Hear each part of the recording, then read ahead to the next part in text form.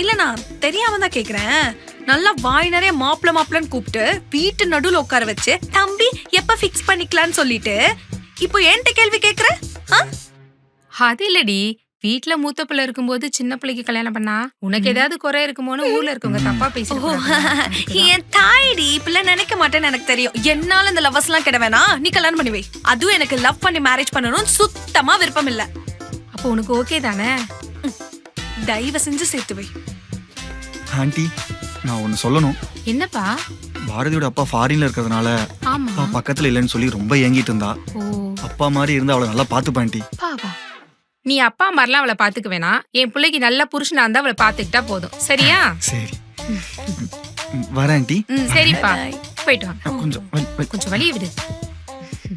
போ, உன் பொம்பளை வச்சுட்டு போய் அவுத்துட்டா. போ, வந்துட்டா. போறேன். பாரதி, பாரதி, தள்ளு. வாங்க மாப்ள. என்ன திடீர்னு சொல்லாம கொள்ளாம? இல்ல ஆண்டி, பாரதி ஷாப்பிங் போலான்னு சொன்னா, அதான் அப்படியே கூட்டிட்டு போலான்னு. பாரதி, பாரதி, சொல்லு. ஏன் இவ்வளவு லேட்டு? கொஞ்சம் லேட் ஆயிடுச்சுடா. சரி, போலாம். போயிட்டு வரேன் ஆண்டி. போயிட்டு. பாய். நீ எல்லாம் ஒரு தாயாடி. எதுக்கடி இப்படி பேசுற? அப்புறம் லவ் பண்றாங்க ஓகே தான், அதுக்கு நீ எங்கனாலும் சுத்த விடுவியா? ஏய், இது என்ன அரேஞ்ச் மேரேஜா? லவ் மேரேஜ் தானே, அதான் சுத்திட்டு இருக்காங்க. என்ன இப்ப என்ன லவ் பண்ணா என்ன, அதுக்கு நோ முன்னாடியே சுத்த விடுவியா? அப்படி இந்த பாரு, அதுங்க 10 வருஷமா லவ் பண்ணுதுங்க. நமக்கு தெரியாம எங்கெல்லாம் சுத்திட்டு இருக்குங்களோ, இது என்ன பெரிய விஷயமா?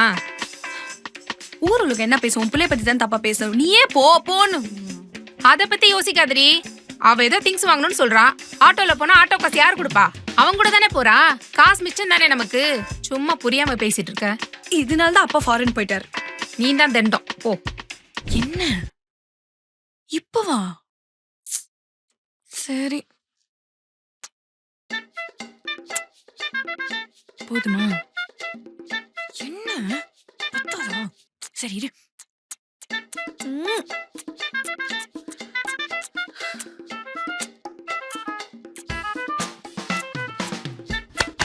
எந்திரி. என்னடி பண்ணிட்டு இருக்க? என் புருஷன்கிட்ட பேசிட்டு இருக்கேன்.